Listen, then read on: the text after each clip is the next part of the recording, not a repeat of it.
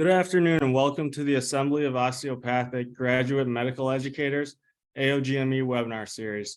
We're pleased to have you join us for this AOGME webinar on GME funding and hospital issues presented by Dr. Louis Sanner and Dr. Kent Voorhees. My name is Austin Wetmore. I'm the program manager for GME initiatives at ACOM, and I will help facilitate this webinar. Before we get started, I'd like to review a few housekeeping notes. This webinar is being recorded. The recording will be posted on the AOGME webpage shortly. All webinar participants are in listen-only mode. If you experience technical issues during the webinar, please use the chat feature and we will assist you. If you have questions for the presenters during the webinar, please feel free to submit them to the Q&A feature at any time. They will be answered throughout the webinar. I will now briefly introduce our presenters. Louis Sanner, MD, MSPH, is an emeritus professor at the University of Wisconsin Department of Family Medicine and Community Health in Madison, where he served as program director from 1996 to 2002 and was co-founder of the Baraboo Rural Training Track. Dr. Sanner has expertise in GME financing, overall new residency program development, and residency clinic design. He serves as a lead advisor for many of the grantees of the HRSA-funded Rural Residency Program Development and THC Program Development. Dr. Sanner attended Stanford Medical School, and he completed Family Medicine Residency, Chief Residency, and two-year research fellowship at the University of Missouri-Columbia. Kent Voorhees, MD, is Emeritus Professor of Clinical Practice at the University of Colorado School of Medicine, Department of Family Medicine. He has been working in GME since 1992, where he helped to develop the University of Colorado Swedish Family Medicine residency using his private practice, where their first residence began in 1994. After serving as its medical director and then program director, he moved to the Department of Family Medicine at the University of Colorado School of Medicine full-time in 2006 as vice chair for education. He helped to develop the department's rural training track in Fort Morgan, Colorado, and helped to write two bills for the Colorado legislature that helped fund this. Dr. Voorhees is a consultant for the HRSA Rural Residency Program Development and the Technical Assistance Center grants, and he has expertise in GME financing, advocacy, and rural program development. Both Dr. Sanner and Dr. Voorhees serve on the RPS panel of consultants, Dr. Sanner since 2001 and Dr. Voorhees since 2010. I again want to thank both presenters for being with us today and for preparing this presentation. With that, I'll turn it over to Dr. Sanner and Dr. Voorhees. Hello, I assume you can hear me, correct? No. So I'm that guy that Austin just said, and this seminar is a follow-up on what we would call the basic training for GME financing that was a part of a seminar in June, on June 20th. And then there's another one coming in September 6th that will delve into another subtopic, which is all things rural. So today we're going to really focus in on hospitals and how they get money in now the new world we're in, where there's a lot of reclassification of hospitals. I'm going to share my screen. Kent, if you have anything, I think we're going to use the chat, not the Q&A, because it's a little easier to track it. So if you have questions, put it in chat. And I'm going to take a second to share my screen, Kent.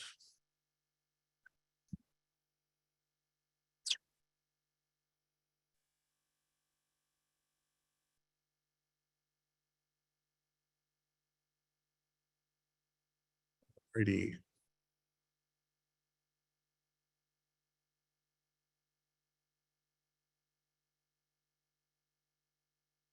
Is this the right screen? Kent, tell me. Unmute yourself. It was, but then it just switched back to your. Okay. Is it better now? Yes. Now is the answer. Okay, great. So we're going to talk about hospital types and why that matters. And the specific issues around GME-naïve hospitals, meaning hospitals that haven't had residents or fellows before, and what you need to do to be careful of your fate if you go from being GME-naïve to no longer naive. And then there's a program, a couple programs now that the feds have put out to apply for extra slots. There is an appendix slide set which you don't have, but we will try to provide you because there's a lot of topics we'll not have time to talk about. So there's like this evolving, essentially, textbook on GME financing. We don't have any conflicts really to report. These useful websites, and you're going to get this slide set, and you can click on these links. The ruralgme.org toolbox is really helpful, as you will see later. Anybody, any human can get a login for free to the ruralgme.org website. And the toolbox has lots of great tools for how to plan a residency. Doesn't have to be rural, doesn't have to be family medicine. It's actually a really good general purpose set of tools. There's also a thcgme.org, also free. These are all HRSA supported, and it has some similar tools and more tools. The Graham Center is really a great place to look for data on specific hospitals. Unfortunately, they haven't updated it since FY18, but it is very helpful.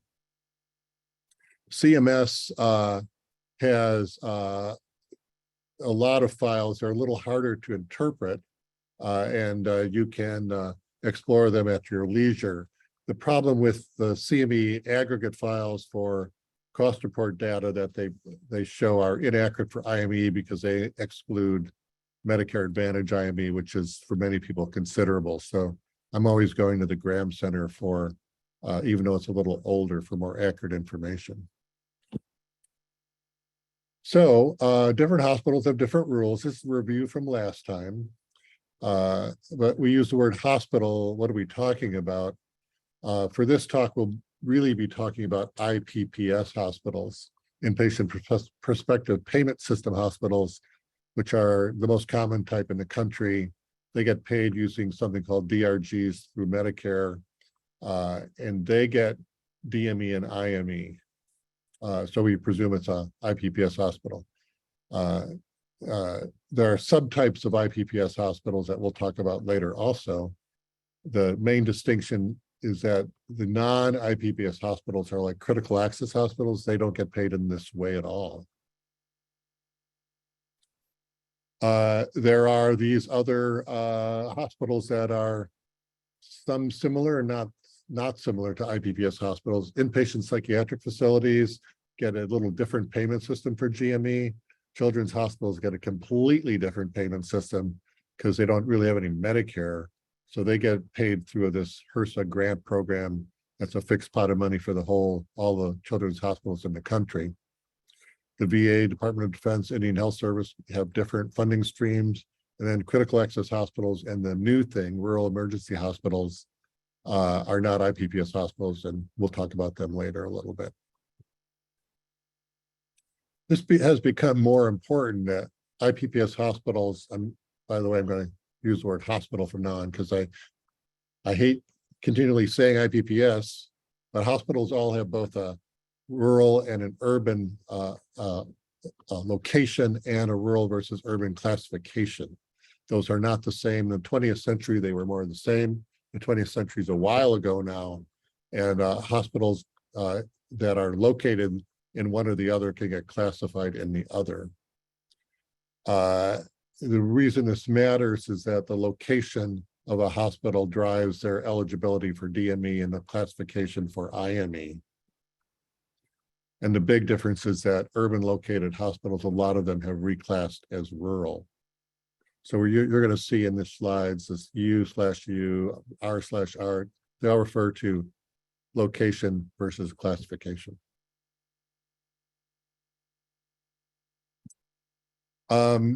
Why on earth would you want to be labeled rural if you were located in an urban place? You being a hospital might want to do that because there are certain relief issues that come to rural hospitals affecting more than GME. And in the era of cap setting, which is the late 1990s, rural hospitals were allowed to increase their IME caps by 30% above what it was in 97. And they could start new residencies and further increase caps. The original late 1990s rural training track legislation encouraged urban hospitals to partner with rural hospitals. So that was an avenue. And there's several times that caps have been redistributed because some hospitals had a higher cap than what they were using. So in 06 and 2010, they redistributed some of the unused cap. And it was supposed to go to rural, but it really didn't. And then the CAA, which was passed in 2020, but is called the 2021 CAA, Consolidated Appropriations Act, has a section that improved the rules favoring rural training. And then there's HRSA programs that facilitate training in rural places. So there are reasons you might want to be rural if you're classified rural, if you're located urban. So there are several benefits that urban hospitals get when they reclassify, and they mostly take the route of reclassifying by becoming rural referral centers, which I'll describe as RRCs, rural referral centers. There are other reclass pathways. The qualifications to become an RRC are not difficult to make because there's multiple ways to meet it. So I've found rarely that an urban hospital can't meet the qualifications. It's common that they can. And they've exploded in numbers. CMS lost a couple of lawsuits in 2015 and 16. And as a result, urban located hospitals could reclass as rural.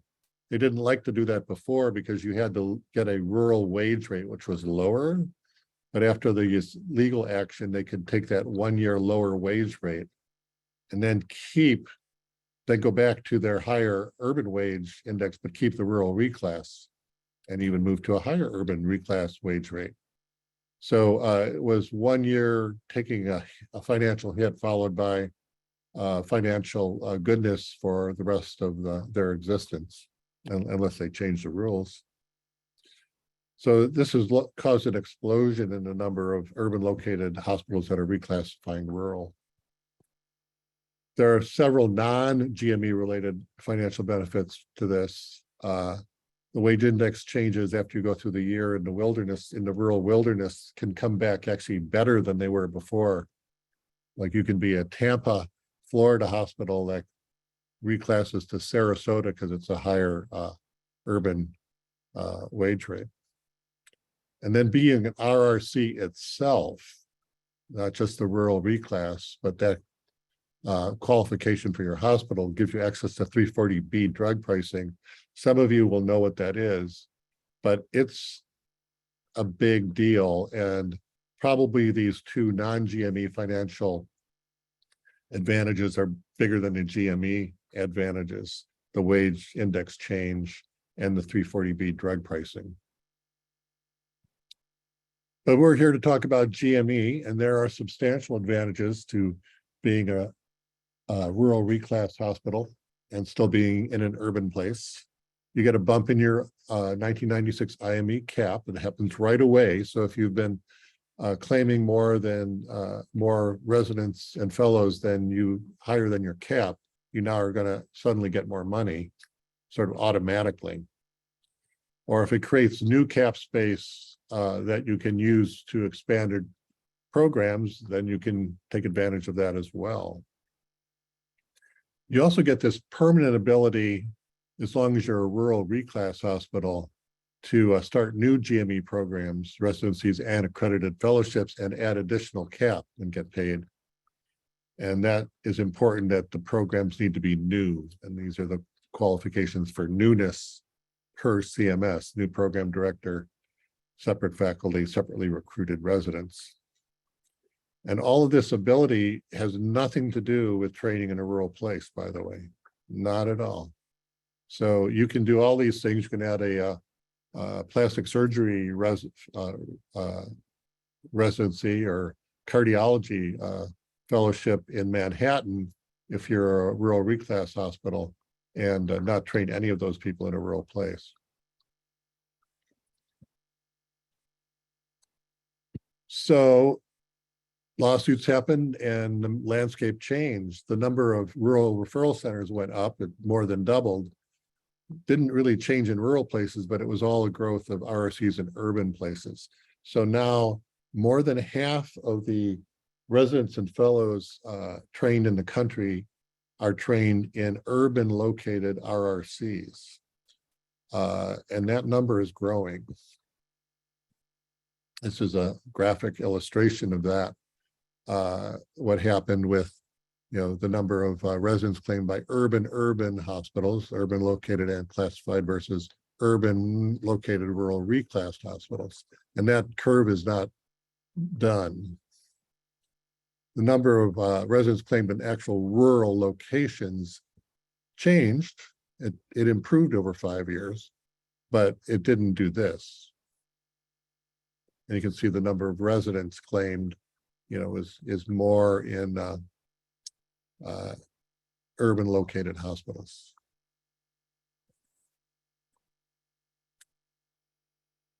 This slide is to show, what do you mean urban hospitals? Well, I mean things like Massachusetts General Hospital, University of Chicago, Cleveland Clinic, Yale, the biggest hospitals in the country in terms of residents and fellow training, but they're all over the country. You may find one of your neighborhood friends on here. These are all now urban located rural reclassed hospitals. And it's going to continue, I believe. And that will increase the amount of the cap number and the expenditures in GME. Here's some hospitals that haven't joined the party yet.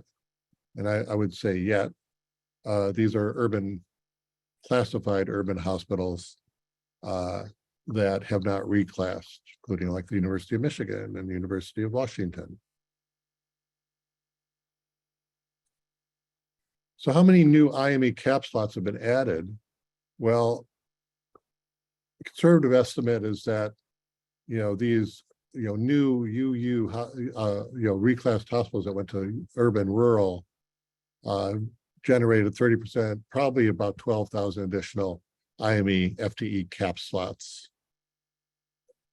The number is probably lower than that because it's only a 1996 cap, and some of these hospitals are newer than that. What if everybody reclassified? Well, it would generate potentially up to 14,000 additional cap slots.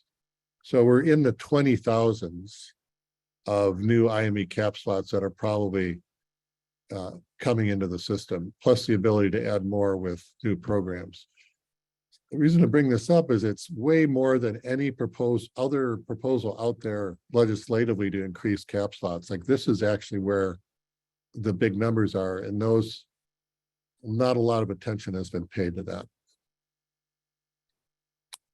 What's the good news about this? Well, the good news is we're running low on doctors, really all specialties, certainly in primary care, certainly in rural, certainly in underserved America.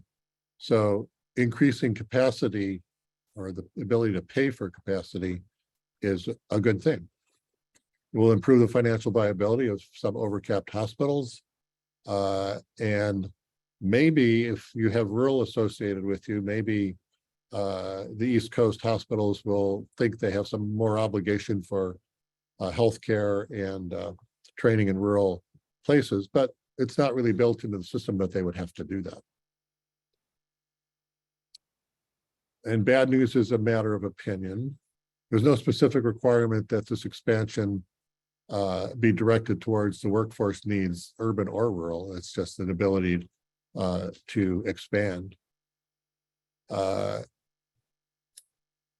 It kind of removes the relative advantages for truly rural hospitals in rural places. And it reinforces potential political challenges to IME, which is what this is all about, which is would be a big deal if the IME rate got dropped and everybody fell a bit together. So I review this because if you're a rural reclass hospital, you have to start new programs. You can't just expand programs to add new IME slots other than the 30% you just got free. So those are the rules: separate program directors, separate faculty, separately recruited trainees. This is from the last presentation, a review. If you're starting a new GME program, not an RTP, just a regular old new GME program, if you're a GME-naïve hospital, you're going to get both IME and DME. If you're a straight up urban hospital already capped, you're not going to get either. If you're a rural hospital, it doesn't matter if you're capped or not, because every time you start a new program, you get both. If you're a reclass hospital, that's the growth area, you don't get more DME, but you get an increase in IME, which is bigger money than DME anyway. And if anybody's in a Luger hospital, you can talk to us, but those are hospitals that are actually rural located and urban classified. There aren't a lot of them. And I'm not going to really talk about them, but that's what happens to them. So RRCs are the big dog, but there are other classifications of IPBS hospitals that matter for GME. Sole community hospitals are probably the largest number. Medicare dependent hospitals, second largest. And these rural community hospital demonstration program hospitals are small in number, and I don't think they're accepting new applications. So it's going to be a relatively small deal unless that's you. So sole community hospitals are generally in rural communities because you have to be far away from the next hospital. They have some certification rules similar to the critical access hospitals, like they can be bigger. And so they're a potential rural partner for a lot of programs. And they're big enough, often they can do programs on their own. So the reason they become sole community hospitals, the advantage for them is they get more cost-based reimbursement. And so there's a federal DRG rate, and then they get a hospital-specific rate that's calculated specific to that hospital, and they get paid the larger of federal versus hospital-specific, and hospital-specific rate is usually larger. That's why they like it. So they generally get paid that. But if you get the federal rate, you're going to get both IME and DME. But if you get the hospital-specific rate, you're going to get DME but no IME, unless you have Medicare Advantage, and you'll get it for that. Some hospitals have a lot, some have none. And we can talk about why they don't get IME. It's because the theory of IME is that it costs more to care for patients if a resident is in the room. We know that's not why IME exists, to actually make up for the fact that DME is insufficient. But if IME is supposed to be an increased cost of care, then it should be included in the calculation of the hospital specific rate. So that's why they don't give it. And there's issues about when the hospital specific rate is calculated and how often it is recalculated. MDHs qualify if they have a high percent of Medicare patients. They're similar to sole community hospitals, and some can be both. And MDHs share savings with the Fed, so they get a hospital-specific rate as well, but they don't get paid that rate. They get 2/3 of the difference between the federal rate and the HSR, hospital-specific rate.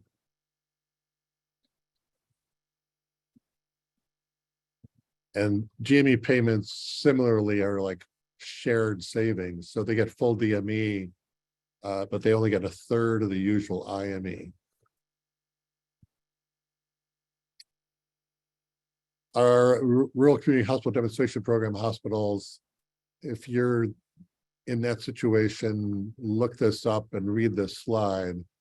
But I'm not going to talk much about it because it doesn't affect very many people. All right. We're going to shift to talking about the CAA, which passed in December 2020.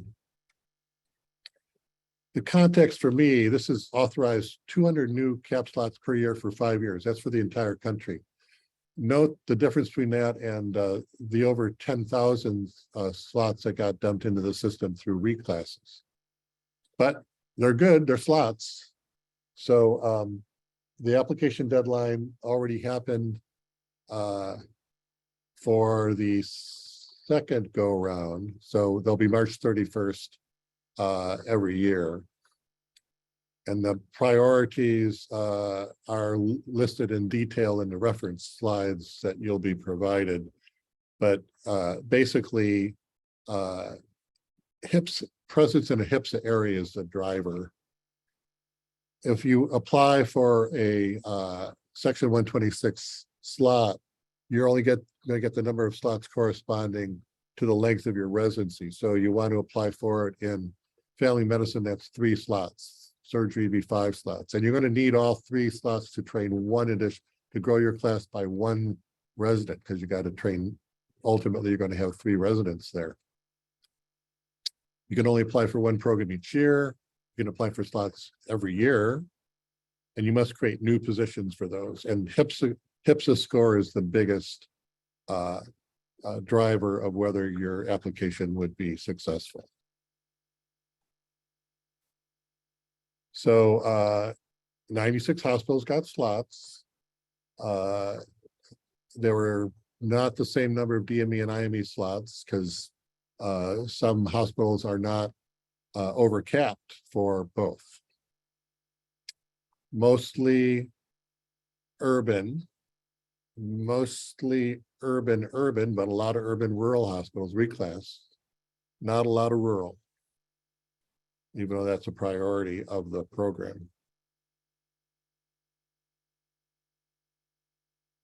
I'm now moved to another part of the CAA, which is the reset process for hospitals with a low cap or a low PRA. Some hospitals got caught up in having just a few rotating residents and made mistakes in their cost reporting, got a low PRA or a low cap. And now there's relief to be able to reset your PRA and reset your, or re-add to that cap. You can no longer claim disagreement with this file that they put out for 20 years worth of information about your hospital. But if you did it, you can find out what your HICRIS file looks like in that ruralgme.org toolbox. And the opportunity to get a reset closes in 2025.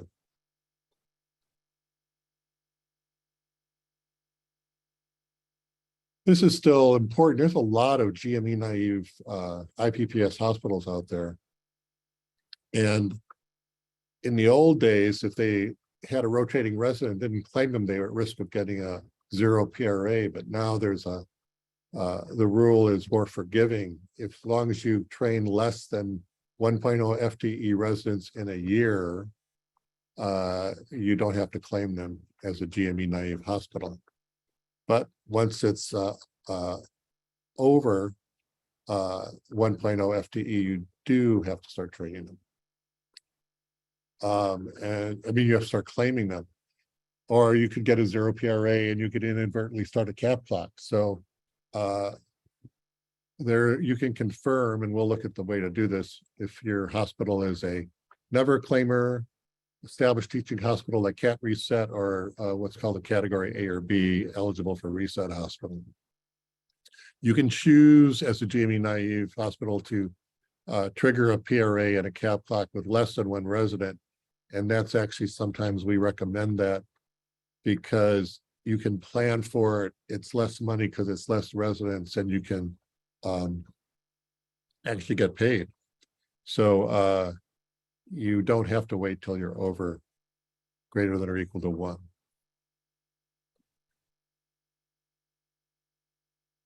There's another CAA that passed at the CAA 2022, also called the Omnibus Bill, and it added more psychiatry slots.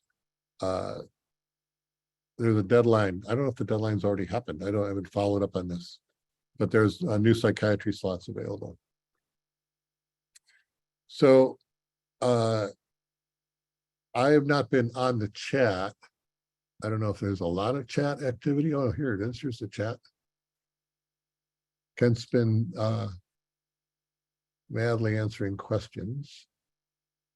Not a lot of questions.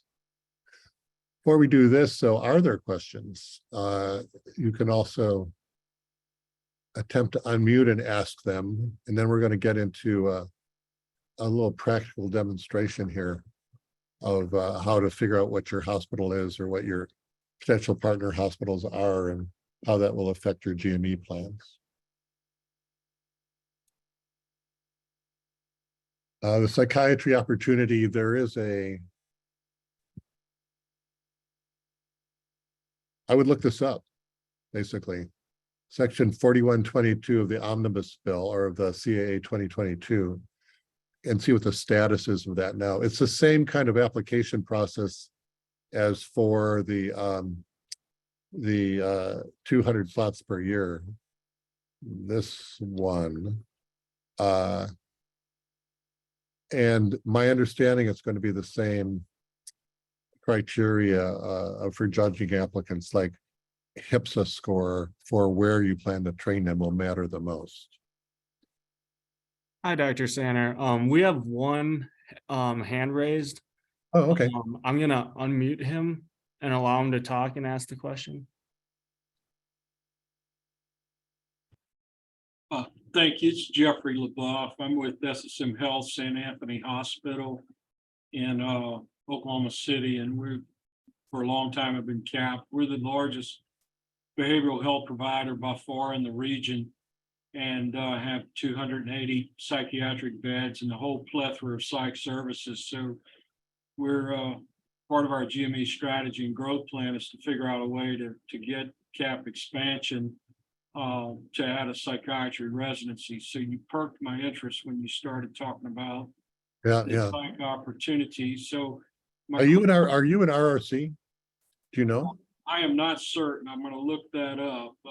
We later we can actually look that up together here in a minute. Like it's all public information. Sure. Yeah. So in any event, I'll give you my Medicare number here in a minute. But what I was going to do was ask if they would only allow me for a year, and I would have to reapply every year, just like the primary care opportunity. Good question. I apologize. I haven't really looked into whether it's the same restrictions, but that's an answerable question. If you're interested in it, I would. Now you made me more interested in it.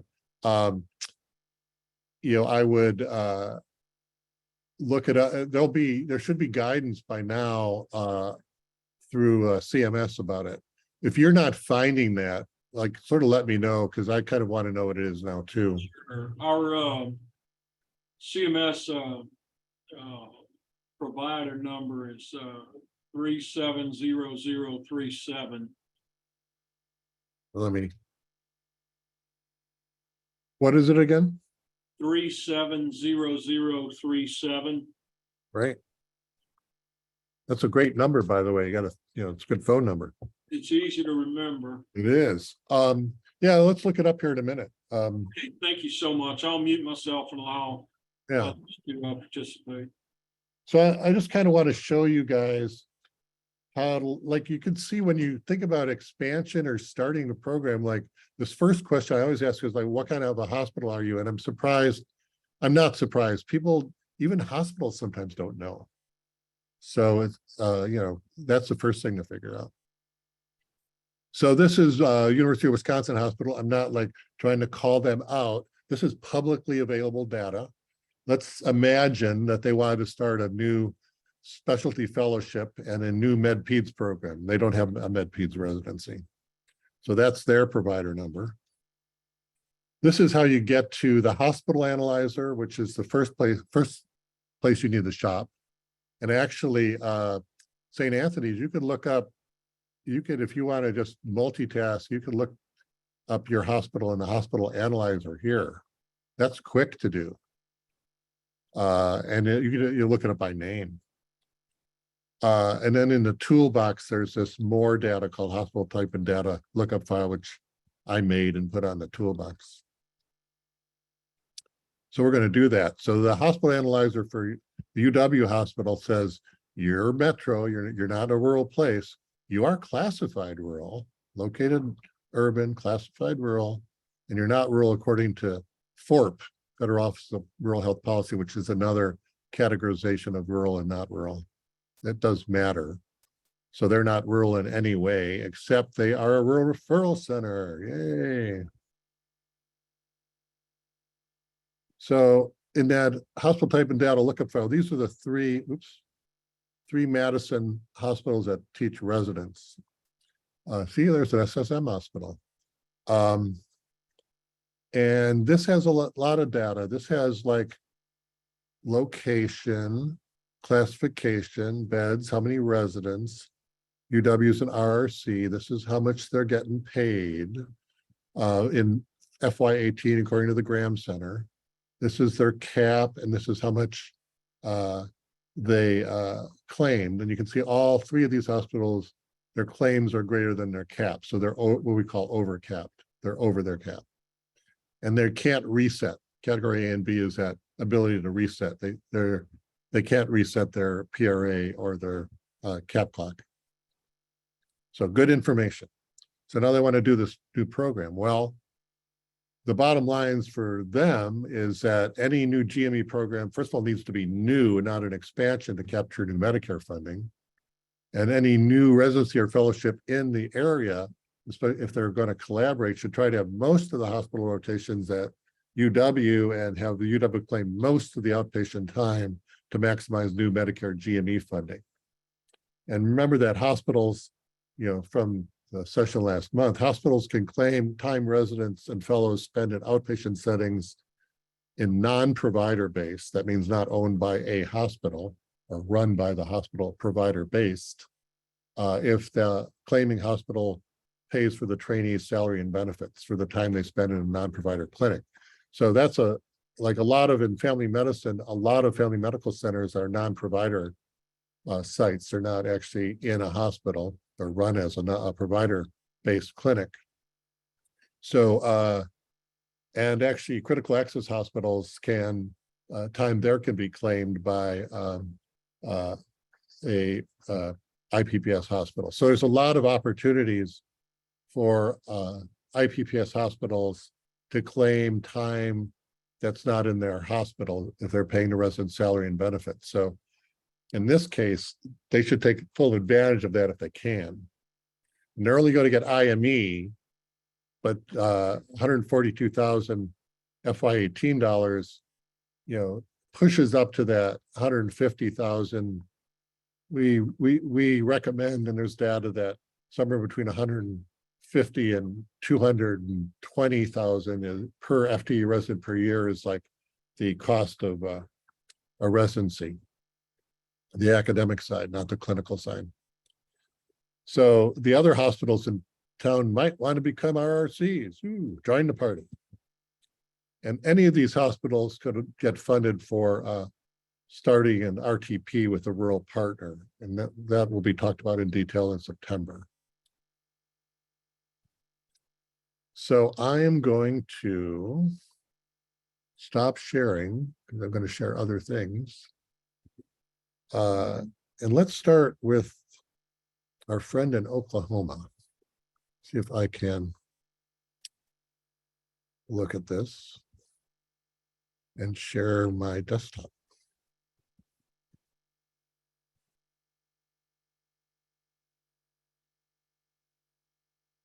To find how to share. There we are. So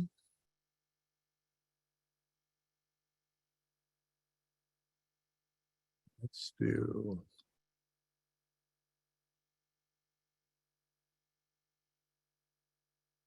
this. Very good. So I think you're seeing the ruralgme.org site, correct? Correct. Up here, you see the hospital analyzer. Click on that.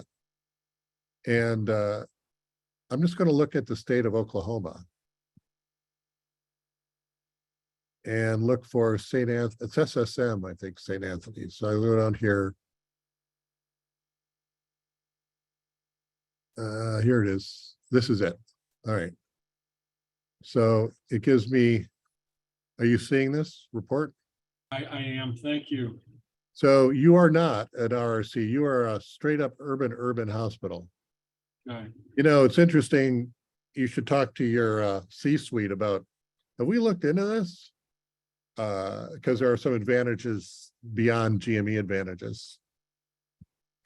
So you're going to be looking for slots in other ways. Either one, you know, there's THC funding, which we'll talk about in September. There's, you know, doing a rural psychiatry program. There are rural psychiatry programs as an RTP. You know, so you're limited in starting a new, do you not have psychiatry now? We don't. We do take visiting psych residents from Griffin Memorial Hospital. Okay. But we're wanting to start our own, and what we're gonna, we were looking at the section 126 expansion. I didn't realize that you would only be limited to in psychiatry's case 4. That might be a tough sell to the C-suite to hope and pray we get it, you know, 4 years in a row to have a full complement. Yeah, agreed. It's interesting. We've done a lot of, there's been a lot of consulting about psychiatry programs, especially rural psychiatry programs. And the bottom line appears to be that if you want to do a rural psychiatry program, people will give you money. Like it's not hard to get stakeholders who want to fund it because there's such a crisis in rural psychiatry. We have a fairly substantial rural footprint in terms of ambulatory clinics and rural affiliated hospitals, et cetera. So we would certainly be you know, basically a referral site for all those places, but most of our behavioral health infrastructure, you know, is in Oklahoma City and its suburbs. You know, I'm not trying to build our business, but you could probably use a couple hours of a detailed conversation with a consultant. It could be from RPS, it could be from anywhere you like, but it's the rules have become interestingly complicated enough that it's worth getting into your actual situation. So, Okay, thank you so much. no problem. So you can either put it in the chat or you can call it out. Oh, tell me about Alabama. Like, do you have a favorite hospital or a place you'd like us to like talk about? Remember, this is publicly available data. You're not telling tales out of school here.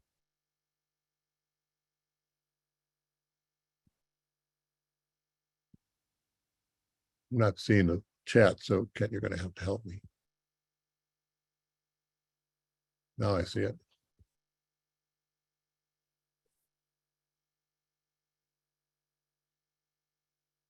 Illinois. I'm a Chicago boy. All right. We're in Illinois. Got a favorite hospital?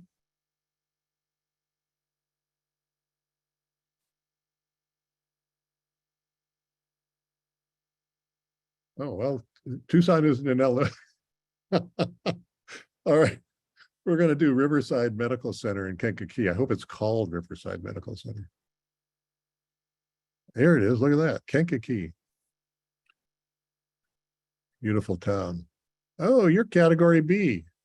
What does that mean? That means that that hospital got a low cap or a low PRA and can reset it. You can reset your PRA by claiming residents. They don't have to be from new programs. And you can restart your cap clock if you have residents from a new program started since 2020. that's good stuff. Do you want to, Lisa, you want to like tell me what your situation is or like how this might be of use to you? You can, Yes, so we have an internal medicine program. We have a couple fellowship programs that are funded, but we started a new psychiatry program in 2020. And we did not have any funding for that. We want to start a child psychiatry program, but don't want to start that until we can obtain funding from the psychiatry program, because otherwise it's just more unfunded programs.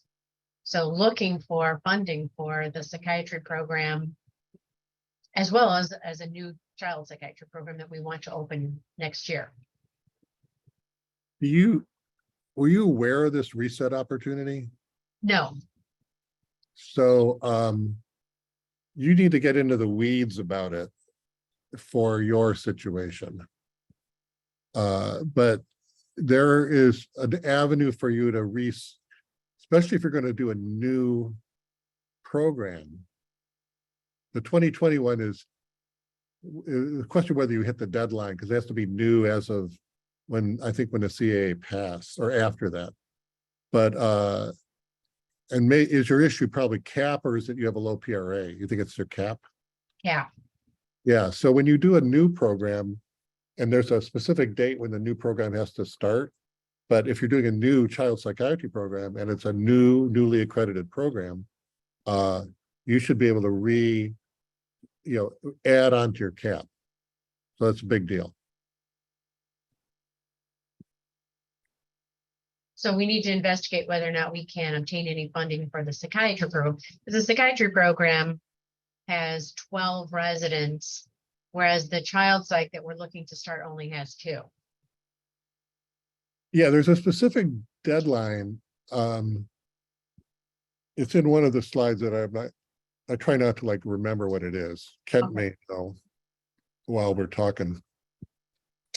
Maybe Kent is working furiously in the background. Yeah, you need to re-ask the question. Yeah, the issue is they're a category B hospital, so they can add to their cap when they start claiming residents from a new program. And their psychiatry program started in 2020, and I don't remember the specific date when it had to be new for that. I think the date was after December 24th or something of 2020. Yeah. So the date was even before the final rule Yeah. was created. Well, we can confirm that for you, but the other thing is, the MAC, your intermediary, these are all like the rules as we understand them to be, and sometimes discussing this with your MAC is helpful. Like, when did they do the first rotation in your hospital? Right? Okay. It's also like, it's worth getting an hour or two of consultation about it, but you should investigate this. Yes, definitely. Thank you. Tucson Medical Center, should we do that? Let's do it. So that's in Arizona.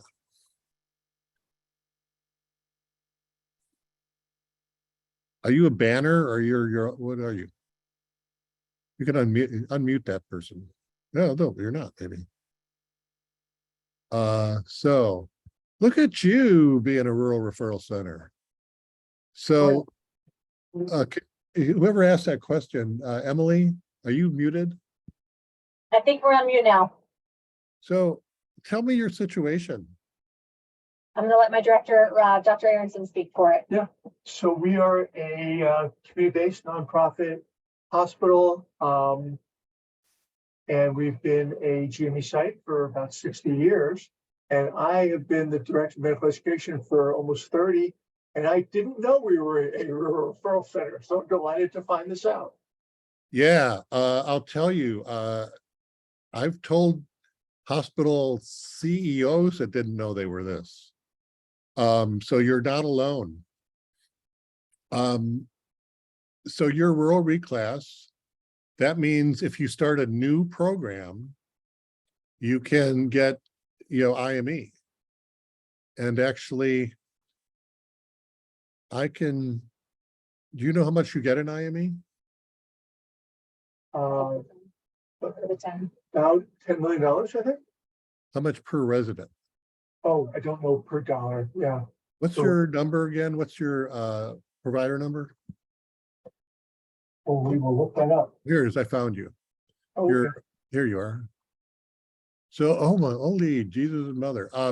So Tucson Medical Center, 03006. Graham Center says you're getting $234,000 per FTE resident in IME. That's got to be that's got to be top 5% in the country. Wow. Did you know that?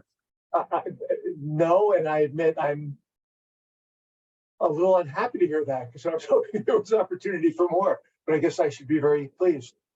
Yeah, you could benefit from some, I feel like I'm marketing us. I'm trying not to market us. You could benefit from a discussion about this. And then a discussion that you have with your C-suite, where you may actually tell them things they don't know. Yeah. I've had to convince major, longstanding, very proud academic medical centers that they had this power. Like they didn't believe me. They became an RRC for 340B reasons.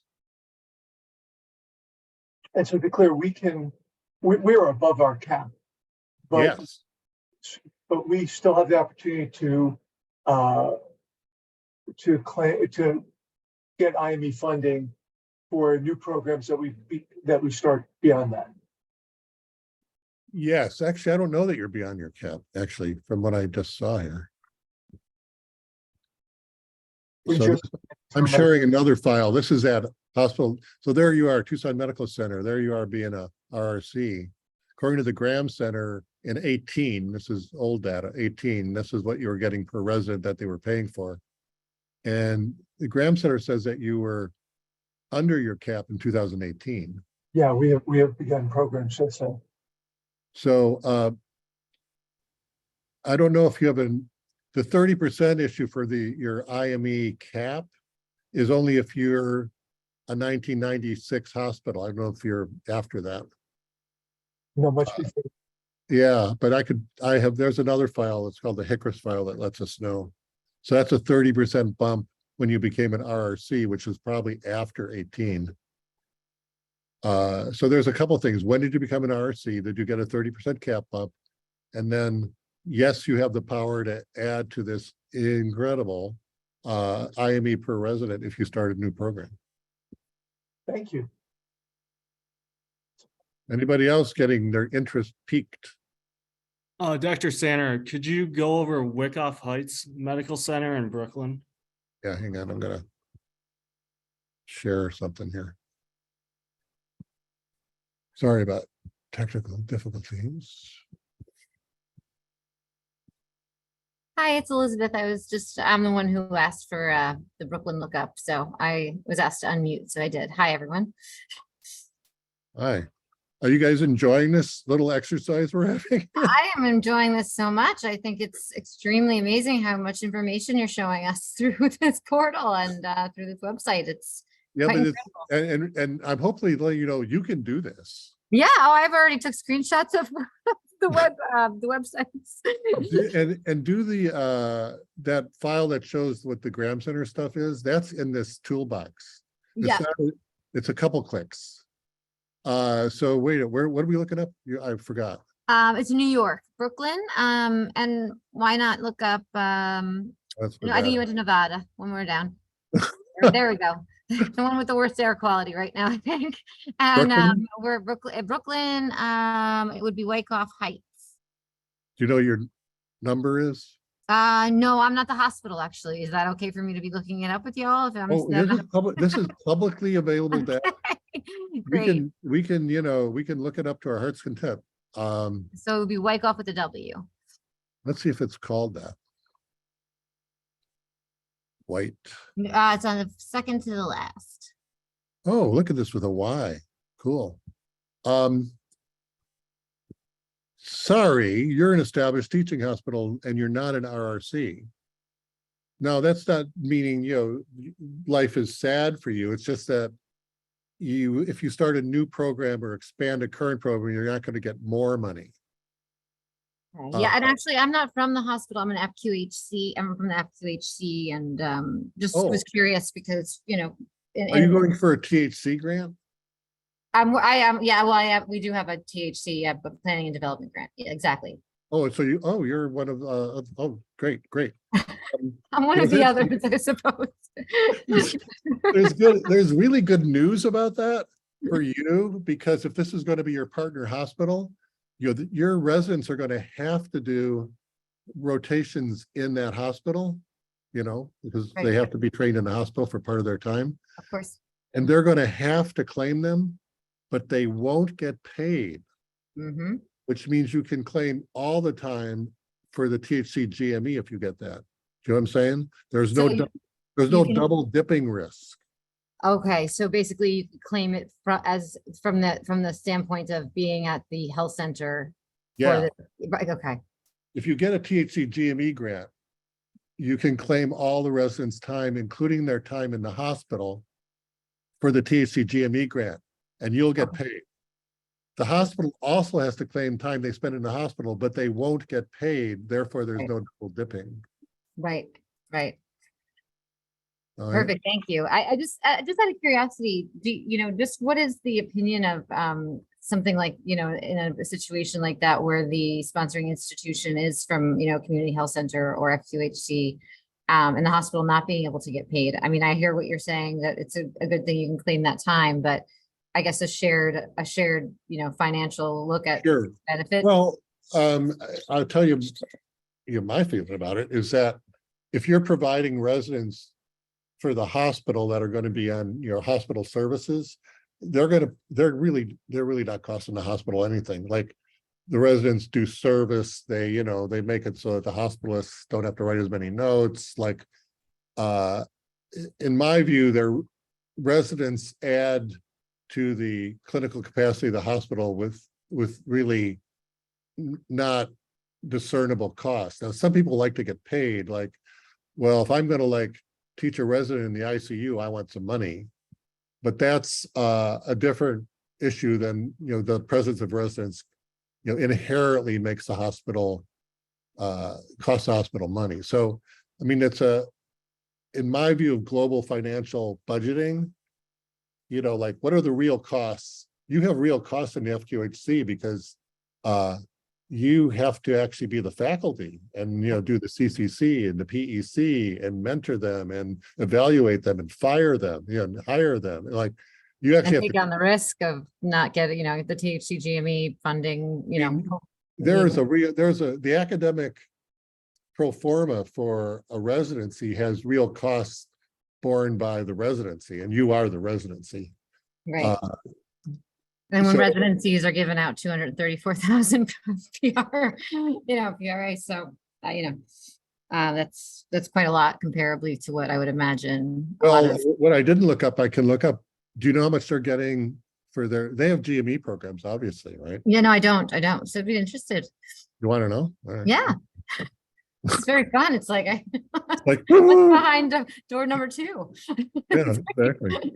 Let's find you guys. Let's see if I can share this in my world of sharing. All right, share screen. Here we are. This is the file I made. So let's go to New York. We're going to just choose the state of New York. It is here. And then to make our life easier, we're going to sort by number of residents, because I bet we'll find them. Wyckoff should be up here. Yeah. Well, there it is. You're not the biggest dog. Okay. So 120 IME and 80 DME per resident. And they really play it close. Their cap and their claims numbers are about the same. So it is theoretically possible that if, you know, they're going to get paid for one of your residents because their cap is higher than their claim number. But I think in general, basically, they're not going to get paid. Right. Right. But see, that's how I look at that. And they can't reset. Right. The incentive, I guess, is to be behind the mission a little bit more than the financials. And like you said, though. Here's all your buddies in New York. Look at how many residents they have. Look how Yeah. many of them are RRCs. Oh my God.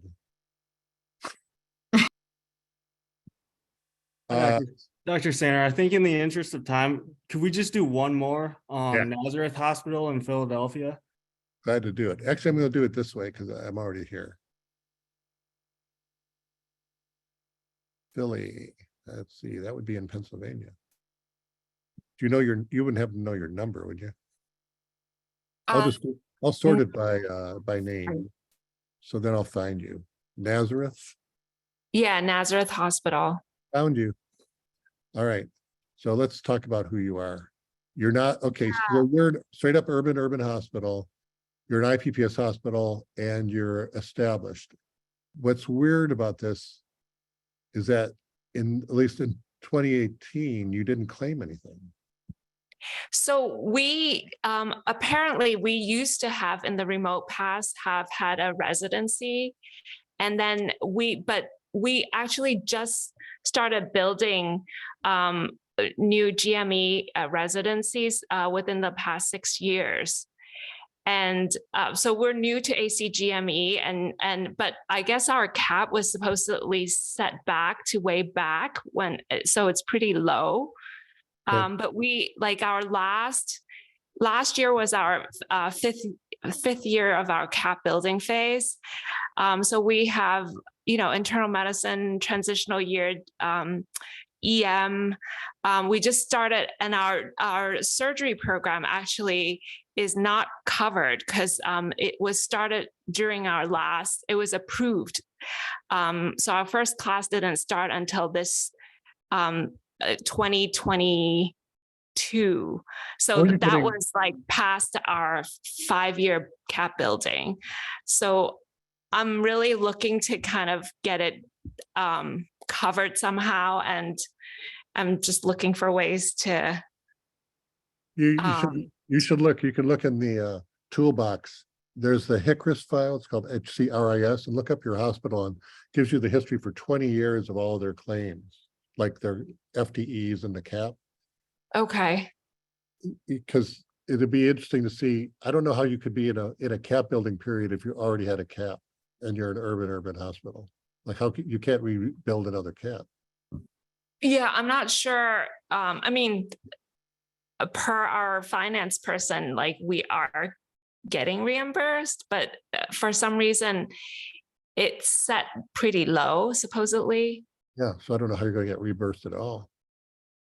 Well, you're getting reimbursed up to your old cap, but you're not going to be able to set a new cap. Yeah. So I'm just trying to make sense of it all. That's all. Do you guys, when you did this, did you have a consultant sort of walk you through the regs, like the whole? I think initially when our current president, who was the DIO at that time, they did do a consultancy. That was before I started. So I'm not sure what was discussed at that time. Well, I have more questions than answers. Yeah. Okay. Fair enough. I'm just gonna, while we're on the topic here of residents, of looking at these things. So this is Pennsylvania. Looks like everybody's already pretty well capped. Oh, there's a never claimer. I don't know where this is. But sometimes if you're thinking about starting a new GME program and you're just looking at your whole state, like see if there's a never claimer hospitals. Because they can do it. Like this is a 155 bed hospital. I have no idea where it is. But there's, like, you can sort it by, you say, well, I just want to look at, I'm going to sort it by that. So now these are all the never claimers in your state. So you can shop for hospitals that either have reset opportunities or never claimed anything. And it's interesting. Geisinger has actually gets $500,000. Oh, they have like 0.5 residents. I'm just like, what? So you can shop if you're like a medical school and you want to like, look at a broad swath of territory. It looks like we've run into time. Dr. Sander, do you have like a couple more minutes to do one more, or? I'm okay. I don't know what if the webinar is going to like, do we have an hour and a half? I don't even remember. An hour, but we just have one last one. It was Baptist Beaches Medical Center in Jacksonville, Florida. Okay, hang on. And then after that, we'll wrap up. In Florida. I'll look it up here because I'm here. Baptist Beaches. Let's sort it by name. Baptist Beaches. Oh, right there. All right. So you're a straight up IPPS hospital. You're a never claimer, or at least, yeah, you are. So what's your situation? Just looking at starting residency programs, they have a system where they have some peds residencies at their main Baptist Medical Center, Jacksonville. I think you can see that on there, just a couple slots down. Yeah. I know they just do peds, nothing adult. Is anybody doing anything at Baptist Beaches now? Any residents there? No, that's what no residents go there right now. Make So sure we're that you're good. careful. Be careful about that. Okay. But yeah, if you start a new residency, you're going to get paid. There's a process we do that. We do consults of estimating how much that would be. Mm-hmm. It's kind of worth doing. But you will have the capability of getting paid. What did you say something about be careful with doing them there? Oh, no. Let's say that somebody said, hey, can we rotate some people at your hospital? Some residents, you say, yeah, sure, no problem. We won't pay you, they won't pay, you won't pay us. But if it turns out it's more than one FTE resident in a year and you didn't claim them and your MAC finds that out, you're going to get a PRA of 0. So don't let people rotate at your hospital over 1.0 FTE per year until you're ready to do your residency. That's the carefulness. Okay. And then at Baptist Medical Center, I see it. Is it rural? They are an RRC. So they're a rural weak class. They're in an urban place. So they can start a new residency and get $93,000 roughly in new IME money. Yeah, because they just do peds. So if you wanted to start internal medicine or something like that, they're able to start new stuff. They are. They're not going to get DME, but they'll get IME. Okay. And then maybe they're working with you. Like the whole. I assume it's kind of a system, right? Baptist. Yeah, they have about 5 hospitals, beaches. I see them. One of the hospitals at Baptist Medical Center is the same tax ID. Baptist South and Baptist Downtown are on the same tax ID, so they're lumped in one. And looks like the only GME they got going on, at least in 2018, is at Jacksonville. Yeah, it's all pediatrics. So yeah, you got capacity here. You've got, there's a 800 bed like Miami hospital that's a never claimer. Okay, good to know. That's good capacity. Just be careful. Don't have people rotate in these, GME-naïve hospitals, the never claimers, until, minimal footprint for rotating residents until you decide to do a program. Awesome. Thank you, Dr. Sander. All right. I'm just going to wrap up. Thank you so much, Dr. Sander and Dr. Voorhees, for this great presentation. And to all who joined us, if you have any questions, please contact us directly at aogme@acom.org. And then also Dr. Sander and Dr. Voorhees listed their emails on the title slide and in the chat. And we will post this webinar to our AOGME webpage shortly. This concludes our webinar. Thanks again to everyone who joined us, and have a great evening.